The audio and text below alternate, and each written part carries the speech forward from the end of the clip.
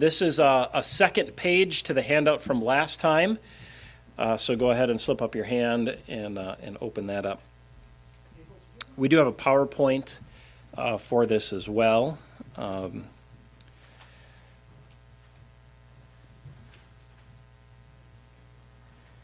let me make sure I got the right one here. All right.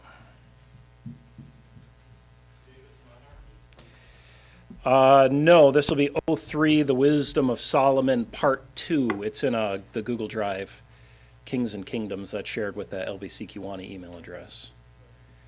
So we're looking at Solomon's Wisdom, Part 2. So this is the second page to the handout. Well, it's actually third and fourth pages to the handout we had before. So we'll look at 1 Kings chapter 3 is where we are tonight, 1 Kings chapter 3. And I think I'm probably going to need to help Andrew for a second here because I didn't set this up really good for him, so I'm sure I can save him a little bit of trouble here. So let me set that up.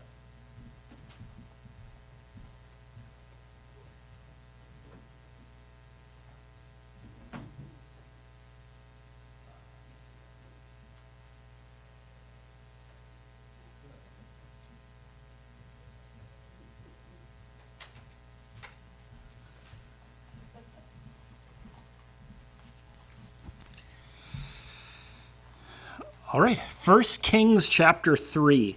It's kind of interesting as you read through this section of the book of 1 Kings. We're actually going to look at a pretty familiar section of the Bible to get started tonight. And you'd think, well, that's kind of odd in this part of the Bible that a section of it would be very familiar.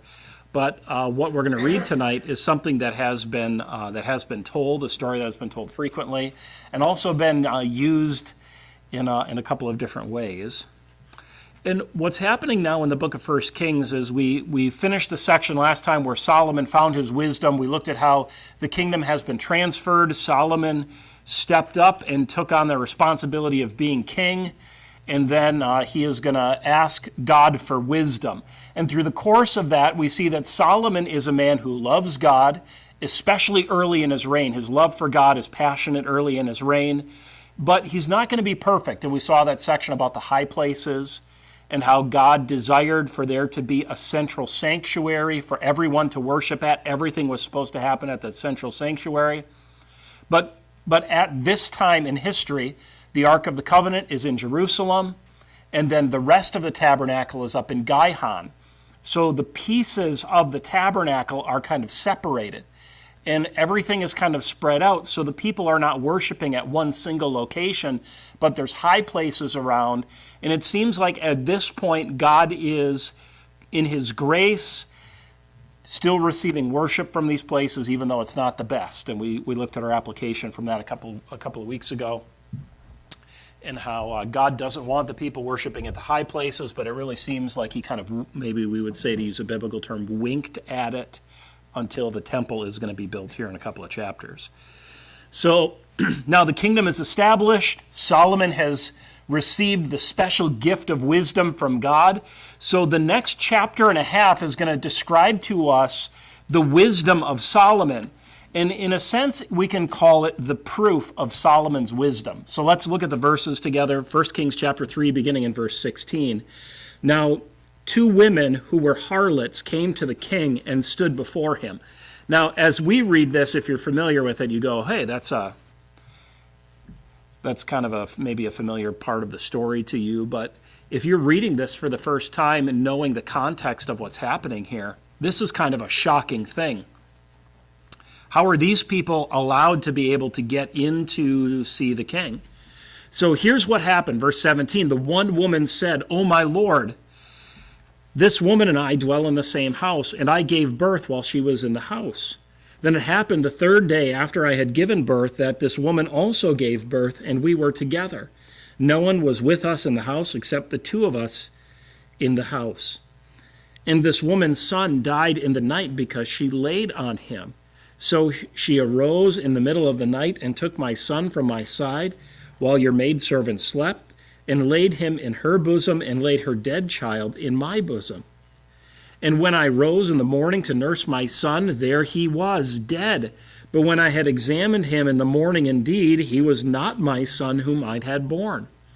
Then the other woman said, "No, but the living one is my son, and the dead one is your son." And the first woman said, "No, but the dead one is your son, and the living one is my son." Thus they spoke before the king. And the king said, "The one says, 'This is my son who lives, and your son is the dead one.' And the other says, 'No, but your son is the dead one, and my son is the living one.'" So here's this court case that has been brought before them. Then the king said, "Bring me a sword." So they brought a sword before the king, and the king said, "Divide the living child in two, and give half to one and half to the other." Then the woman whose son was living spoke to the king, for she yearned with compassion for her son, and she said, "O my lord, give her the living child, and by no means kill him." But the other said, "Let him be neither mine nor yours, but divide him." So the king answered and said, "Give the first woman the living child, and by no means kill him, for she is the mother." And all Israel heard of the judgment which the king had rendered, and they feared the king, for they saw that the wisdom of God was in him to administer justice. So you hear this story and you think, boy, Solomon was an amazingly wise king. And the story is given to us because in this circumstance, there was little that could be done to determine truth except for a person of exceptional wisdom. Now, today, if this were to happen in today's court, we would just head on over to the hospital, right? They do a DNA swab, and then DNA would tell us who the child belongs to, right? We have a way to remedy this with modern science. But in their day, they didn't have this remedy. So the story in the context is given as the proof of Solomon's wisdom. So as we're working through the book, we're kind of in this section right here where Solomon asks for wisdom, and then we're talking about the greatness of his judgment as the king. So as you look at this, Solomon is presented, and this is on your handout there, with an exceptionally difficult case to judge. Now, you might not be familiar with the way the legal system in that age, how it functioned. But the way it functioned is the king served as the top-level judges of their kingdom. So today in our judiciary, we have lower courts.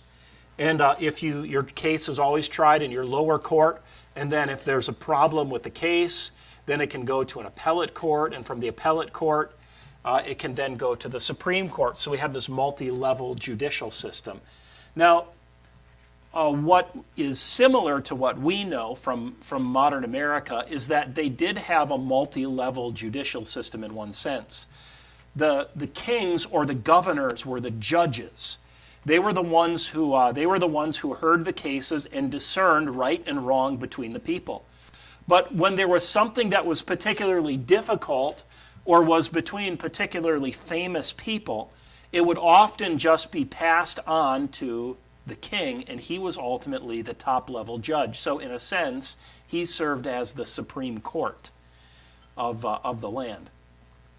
So when you read the beginning of the story and you begin to look at this, this is going to be an exceptionally difficult case.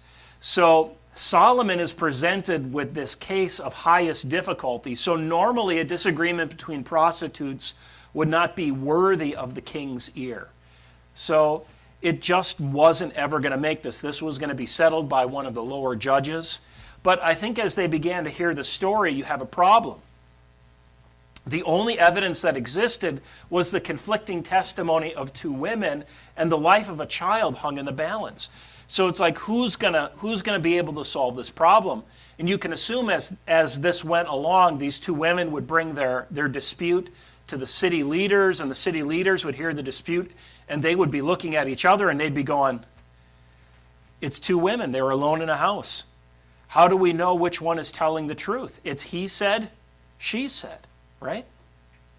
So if you've ever been in a position of leadership or you've had to deal with this, you know this is extremely difficult. I can remember as a school principal, often I'd have kids come into my office, two people fighting on recess. How do you know what happened? One kid says one thing, one kid says the other thing, and you don't know. You're sitting there listening and you're going, I don't know.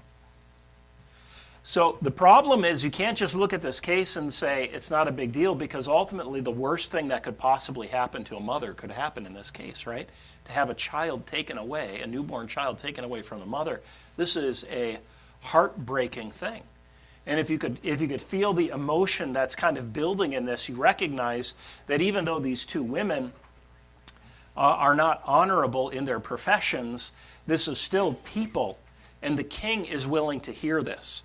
So this says something about Solomon and his compassion for the people, and the desire that justice would not be just for the well-known and wealthy, but that justice would be for all people in his kingdom.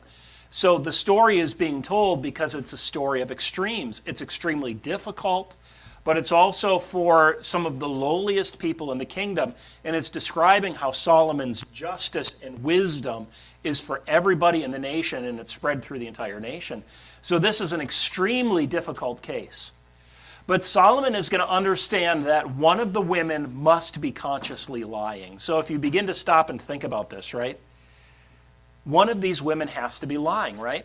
One of them had to take the child from the other. So somebody's got to know that something dishonest is happening. And what's amazing about this is Solomon recognizes that from the evidence that's given, you can't know. Nobody can know. And to a person who has to make discernment in leadership, the idea that you have to make a choice when you really can't know for sure based upon the evidence given is a very hard one to make. Because you're going to do something that's going to affect somebody very deeply, but you can't know.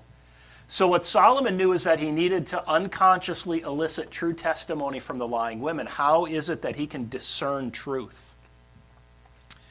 I'll do a segment for you as we talk about Solomon's wisdom, about the different words for wisdom, because there are a number of different Hebrew words that are translated into our English as wisdom.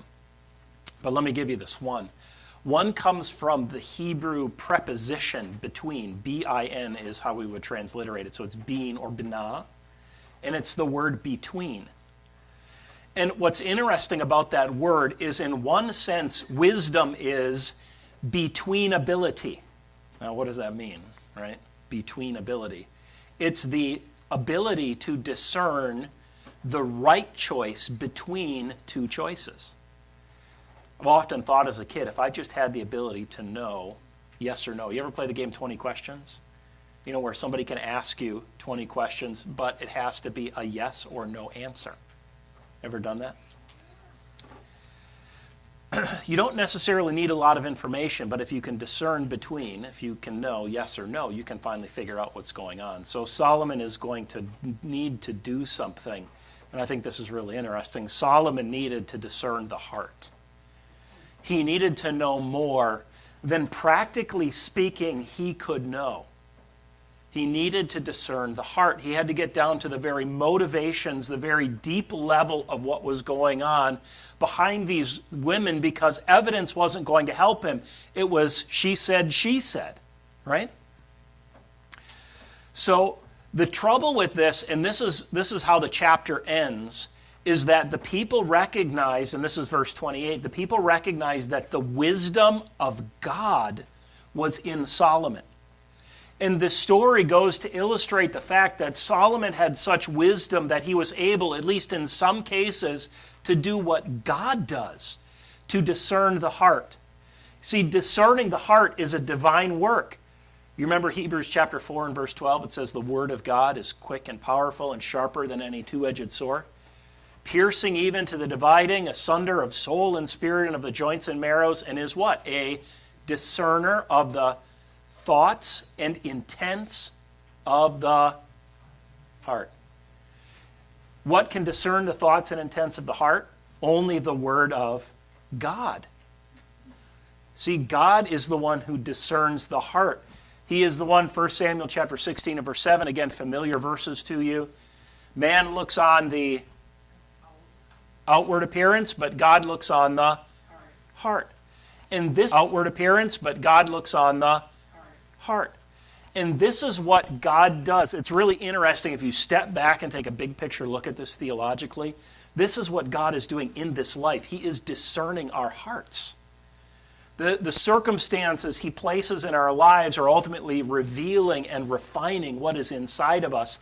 And a big picture look at our lives and what is going on and why things happen is because God is one who is ultimately looking on and revealing the hearts of men. But the context here as we look at this is Solomon is so wise that he is able to do something that is a divine work. The wisdom of God is actually residing in him because he is, in this circumstance, going to be able to discern the very heart of these women. And isn't it ironic considering where Solomon is going to go in his life, right? And it's just dripping with irony. You can just feel it all over this whole book. That a man who is this wise to be able to discern is ultimately going to fall the way he does. So Solomon discerned that the differing motivations of the woman could be uncovered by endangering the child. And this is the brilliance of this, right? That he realized one woman's claim to the child had to be motivated by what? Envy, right? My child died. I want to have a child. So I'm going to take your child. This is envy. I want to take what you have for me. So what is the other woman's claim to the child going to be based on? Before I reveal it here, what is the other woman's claim to the child going to be based on? It's going to be based on love, right? So as Solomon in his wisdom sits down and looks, now we would never I don't think we would ever figure this out on our own except that God has revealed it to us so we can look back, hindsight's 20/20. But to figure this out on the front side, it takes really divine wisdom. So it's all about the motivations that these women have, and Solomon is able to see so deeply into these motivations. And, he knows one is envy and one is love. So here's the question then, how would love react differently than envy would react? How would love react differently than envy would react? And he knew that the difference would be shown when they endanger the child, so he ordered the child to be divided in two to see how the women would respond. Because obviously you can't divide a child in two. If this were, 50 shekels of gold, you could divide them in two and give half to each and be done with it, right? Or if this were a piece of clothing, you could divide it in two and be done with it. But this is a living child. You can't do that. So Solomon does this. Did Solomon intend to cut the child in half? No. I think it's safe for us to say he didn't intend to truly do this to the child. What he is doing is he's testing the motivations of these women. He's discerning their hearts. So a ghastly request. Imagine this if this were one of your children, right? This wouldn't go very far if this were one of your children, because you realize when it's one of your children, you would do anything, right?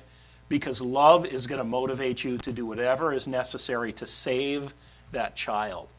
And love motivates people to do crazy, stupid things for their kids. I told you on Sunday the story of that lady who ran back into a burning house and pulled her child out of the flames, was herself horribly disfigured. Why? It's your kid. You don't need to say anything else, right? What else do you say? If you know it, you know it. So their heart is revealed. So Israel, of course, because of this, is going to recognize that Solomon's wisdom was from God, and they followed Solomon. So that's the point of this story, that Solomon is able to have this divine wisdom. Now, this divine wisdom that is offered to Solomon is also, by the way, offered to us today, right? There's a beautiful truth here, and we'll talk about it as we go on, but the wisdom that God has given is recorded for us in the Scriptures, is it not? That the Word is a discerner of the thoughts and intents of the heart, and if we learn this wisdom, we can attain, because of God's revelation, to this wisdom. And it can really help us. This kind of wisdom is wisdom that we need, right? That's why the book of James tells us, right? If any of you lack wisdom, let him what?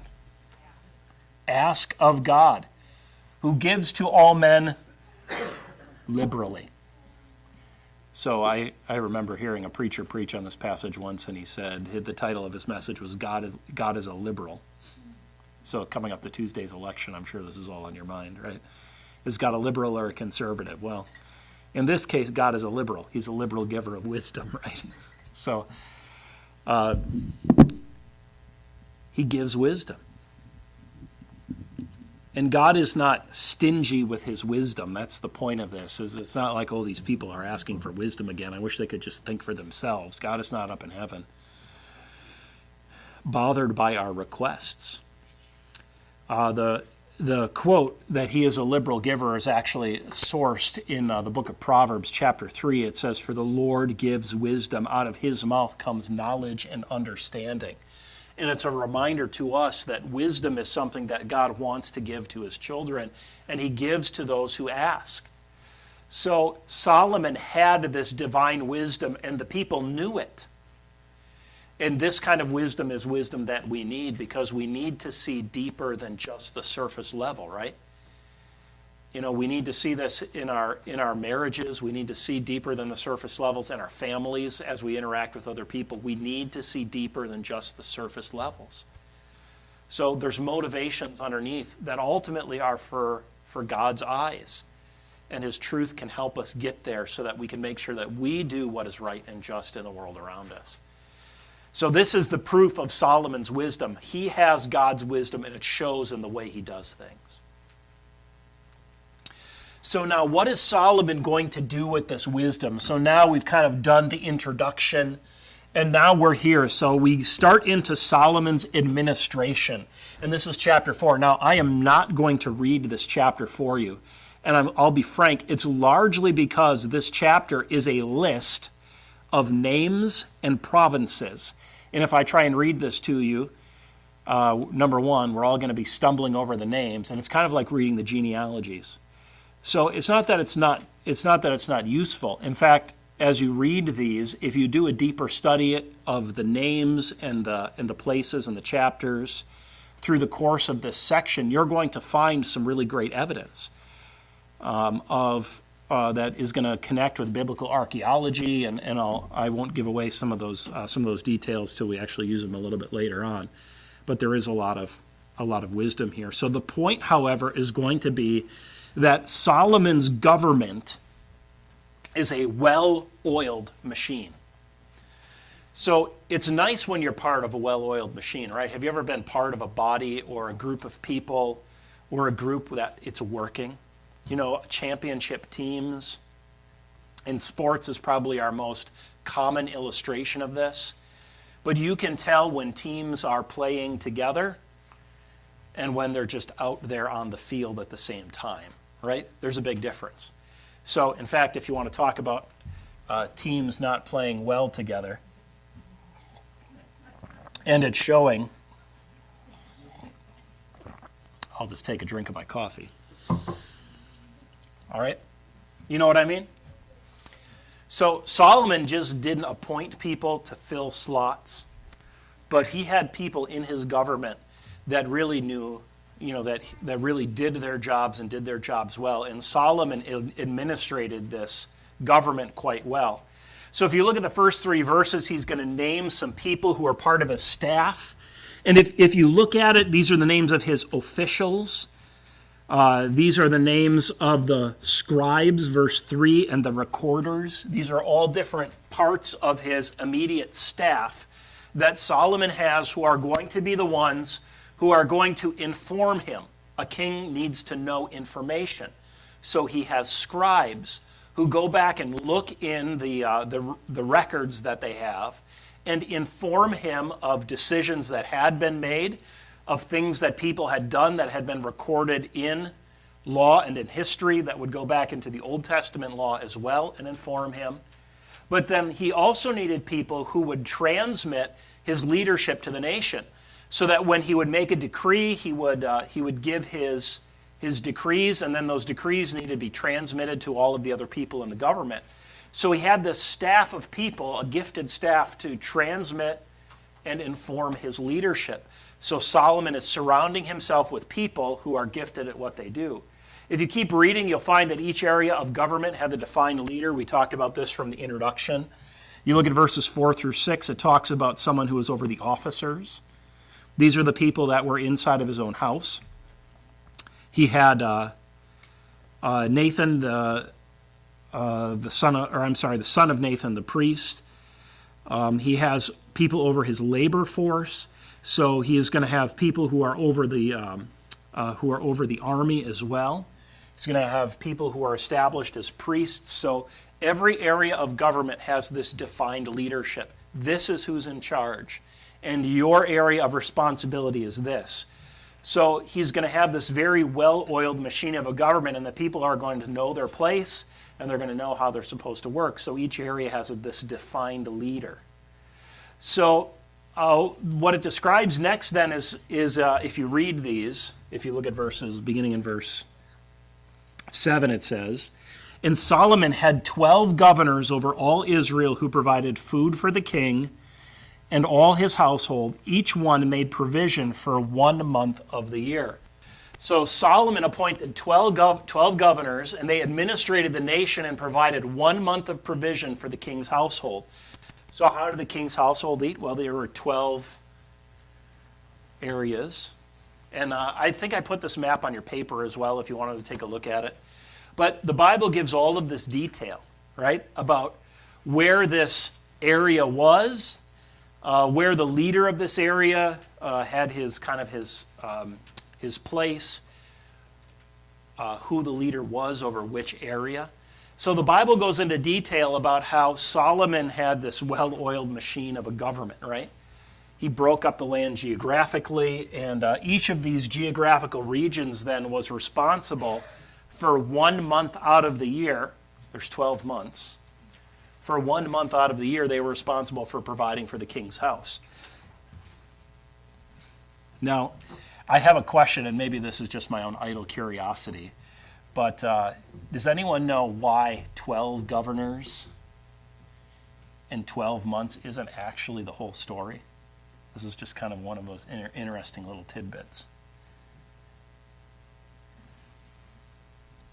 How many months does the calendar have in it? Our calendar, right? Our calendar has 12 months. And how long are our months? Well, you say that depends, Pastor, because 30 days has September. All the rest have 31 except for February, which has 28, and on leap year has 29. But in the Jewish calendar, you know how long all the Jewish months were? Their calendar was based on the lunar year. So each of their months is going to be 28 days. But do the math on that, right? It doesn't work out. So what Israel had, and this is why Easter leaps around. Have you ever wondered why Easter leaps around in the year? Every few years, Israel has a leap month, so that it realigns their calendar with the solar calendar. So every few years, as those extra days collected the year, they have a 13th month every few years. That brings the alignment of the calendar back in. That's why Easter jumps around, because of course as time goes on it's going to slowly creep back, and then it's going to jump to the other end and creep back slowly and then jump to the other end when they have this 13th month. So there's your little tidbit, right? It's like, okay, so who did 13 on the odd year? Well, how well oiled is that machine? I don't know. I'm sure they had an answer for that question, but just kind of, when you think about the intricacies, if you ever tried to plan something, right? The intricacies, they say the devil is in the details. Well, do you create a 13th province that only serves the king then once every, however many years? But there's a lot of complicated stuff, right?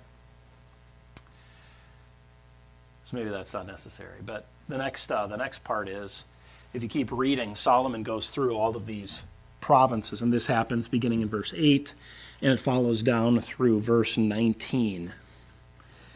And it names all of these people, and it names all of these provinces, right? You're like, Pastor, that's really interesting. Okay, so we'll skip it. But what it tells us next, it says in verse 20, Judah and Israel were as numerous as the sand by the sea in multitude, eating, and drinking and rejoicing. So Solomon reigned over all kingdoms from the river to the land of the Philistines as far as the border of Egypt. They brought tribute and served Solomon all the days of his life.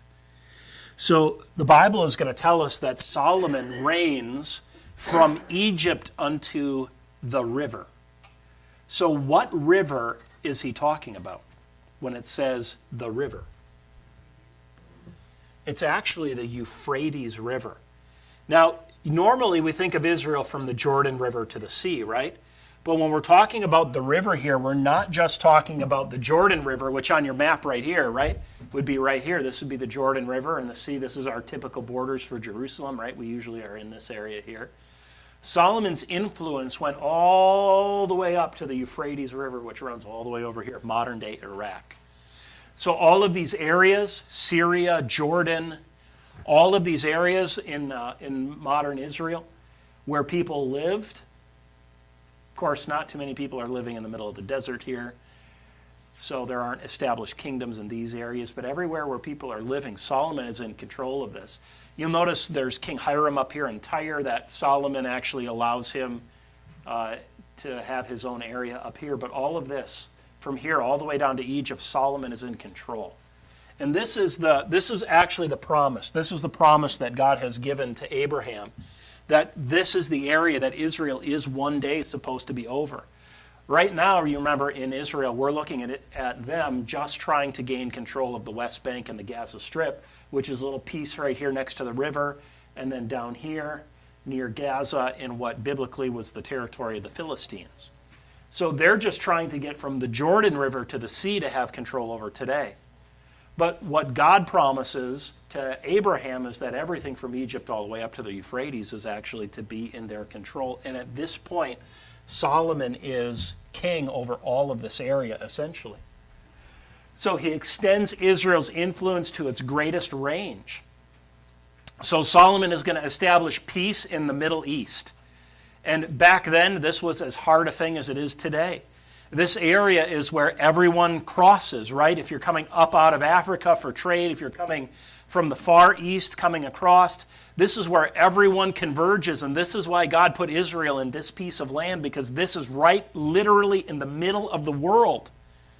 And Solomon was able to bring peace to this entire region. He drew tribute from all of the surrounding nations. You'll see that in verse 21. They're all paying tribute to King Solomon. And he practically reigned over all of the nations in the Middle East. We saw that in verse 24. He is pretty much in charge. Even though he is not the king of those other countries, they pretty much do whatever he says. So Solomon is reigning over this entire nation, or this entire area, the whole region. So he is going to do something the Bible is going to record. He's going to amass now this great army of horsemen and chariots. And you say, well, why is that a big deal? Well, in their age, this is like having tanks. You know, today it's whoever has tanks and airplanes and aircraft carriers, and we've got, of course, larger instruments of war. But in their day, it was the horse and the chariot. So verse 26 said, Solomon had 40,000 stalls of horses for his chariots. 40,000. That's an awful lot of chariots. 12,000 horsemen. And these governors, each man in his month, provided food for King Solomon and for all who came to King Solomon's table. And there was no lack in their supply. So to get the feeling as you're reading this passage of Scripture, right? The point that this is making is that Solomon is an amazing king.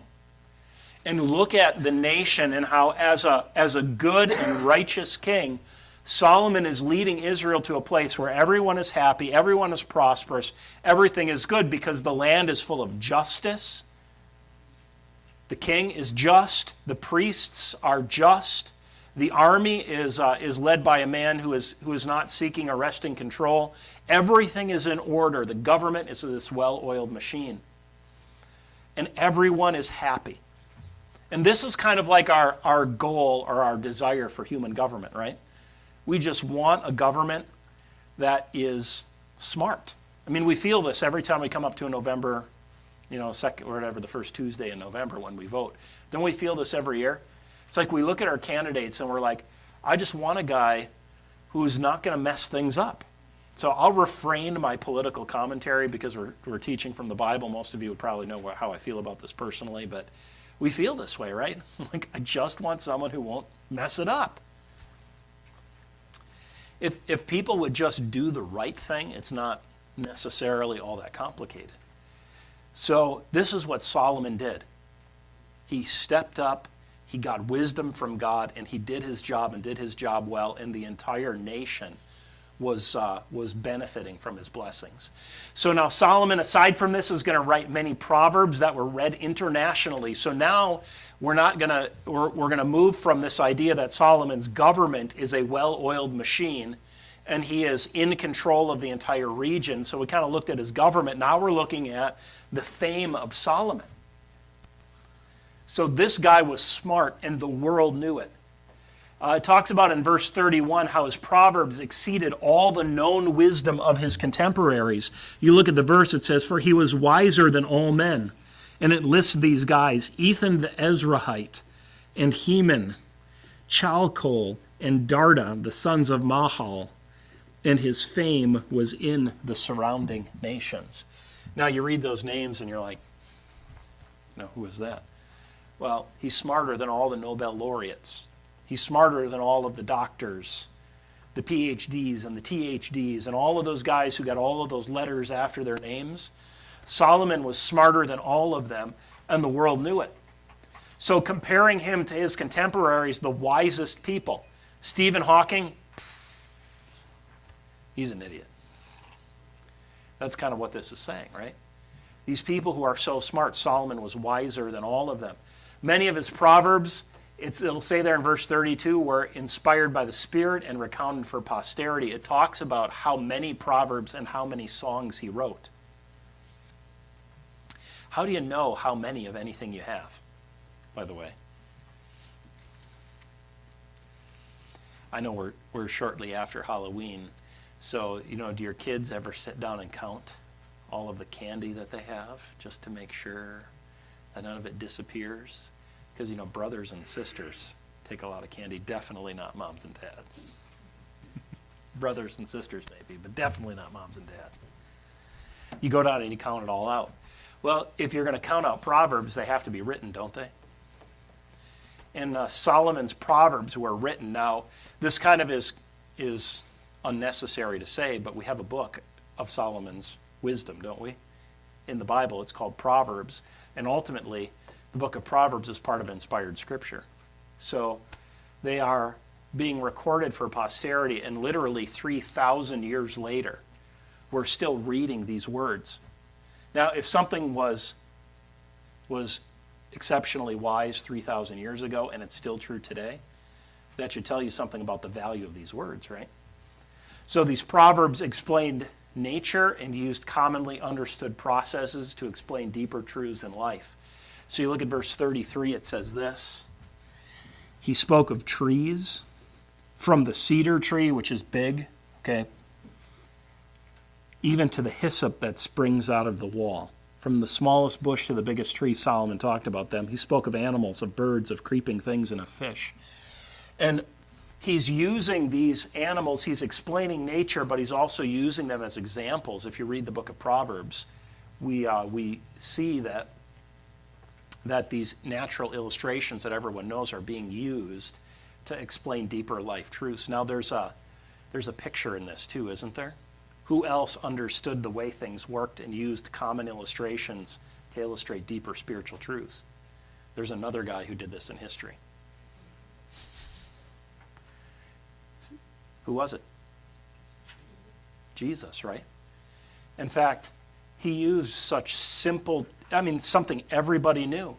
And there's such a profundity in the simplicity of life, but we overlook it. And Solomon was able to find the profound things in life, understand them, and use these simple natural processes to explain them. And he was, of course, internationally famous and followed because of these things. So let me give you that long enough to fill in the blank if you need to. So These proverbs caused Solomon to be internationally famous and followed. So here's where we finish then. So you kind of step back now, and that's the last chapter. You say, wow. I mean, this is an accomplishment. I mean, we're talking about some serious accomplishments here. So Solomon's accomplishments were great from a human perspective, but. Now, there is a but here. What's the but? Well, if you know your scriptures, if you go back to Deuteronomy chapter 17, God had commands for the nation that when they would come into the promised land, eventually they were going to want a king. And when they wanted a king, God gave some very specific commands in Deuteronomy chapter 17, verses 15 to 20. And those very specific commands were going to be, in particular, against the king multiplying wealth. Now, it's going to list 3 things that he is not supposed to multiply. And what are those 3 things he's not supposed to multiply? Horses, gold, and wives. Especially foreign wives. Especially foreign wives, right? Because they're going to bring their gods and turn the king's heart away from God. So the danger here is ultimately that his heart is going to be turned away from God. So as we read this passage, we're reading about Solomon multiplying wealth. We're reading about Solomon multiplying horses. So if you're familiar with the context of the Old Testament and you're reading this passage, you're going, oh my goodness, this guy is amazing. But wait a second. He's doing some very dangerous things. He's beginning to multiply wealth and he's beginning to multiply horses. So it appears that he has probably disregarded God's commands to copy and daily read the scriptures. Deuteronomy chapter 17 is going to tell the king that he is supposed to, by his own hand, take a copy of the law from before the priests, and he is supposed to hand write out a copy of the law for himself. Now, this is a beautiful thing. By the way, if you ever really want to study the scriptures, this is a great way to really truly study the scriptures, to write them out. I actually like to diagram. Okay, when I preach a passage, I take the passage, I actually diagram a passage. I actually take it from Greek, translated into English, and then diagram the passage. And it's because it's meditation. It's thinking about the words and what they mean and how they interact with each other. And then after writing it all down, then you've really thought about it. And this is what the king was supposed to do. So if you really want to know a passage, it really is a great thing, because as you write those words, the actual words, your brain goes, wait a second, why do I have to write this word? Ever feel your hand is lazy? Right? You kind of wish you could jump a few words, because there's lots of words. So he was supposed to write, and then he was supposed to daily read the scriptures. Solomon appears to be disregarding this, because earthly prosperity frequently turns our heart away from God. And that's what's happening in this passage. Solomon is doing all of these great things, but all of these great things as blessings from God are eventually going to replace God. And this is the great danger of prosperity, right? That we can, if we have too many things, get distracted from the God who gave us these things. And rather than loving the God who gives great blessings to his people, we begin to love the blessings rather than the God. And this is slowly happening in this passage. And even though the book of 1 Kings doesn't tell us it's happening, we're given this kind of glimpse ahead of time in Deuteronomy to say, hey, look out. So And isn't that what Satan said about Job? Yes. Yep. Exactly. So the other piece, this bureaucracy, is requiring a draining support from the people. And in times of prosperity, they might have it to give, but the taxes here are very high. In fact, there's a detail of all of what it required every day for Solomon's household. And they were killing like 10 cows a day and having like a truckload of grain is what it required to feed everybody in the household every day. Well, where's all that coming from? So this bureaucracy, which is an efficient bureaucracy, but it's still a bureaucracy, and it's heavily weighing on the people. In fact, you're going to see this right after Solomon dies. The people are going to come to Rehoboam and they're going to say, dude, your dad's been killing us with taxes. That's Pastor Ray paraphrase. Okay. You got to lower these taxes. Your dad is killing us. This is a heavy burden for the nation. So yes, great things, but. And God warned the people about this in 1 Samuel, right? He said, hey, I can give you a king, but.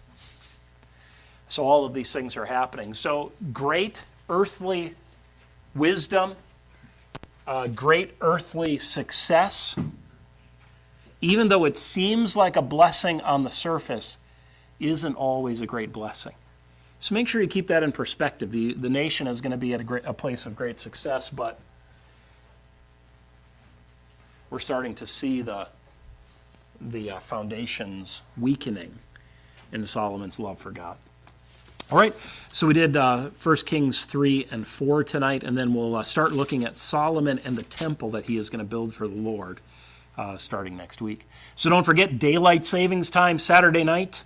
Make sure you set your clocks back, enjoy that extra hour of sleep, and we'll come ready to go. So for our group out here, Ray is going to be teaching, and then for the group in with the ladies, who's on for this week? Coral is on for this week. Okay, so you guys are all good with that, and we'll look forward to seeing you again on Sunday morning.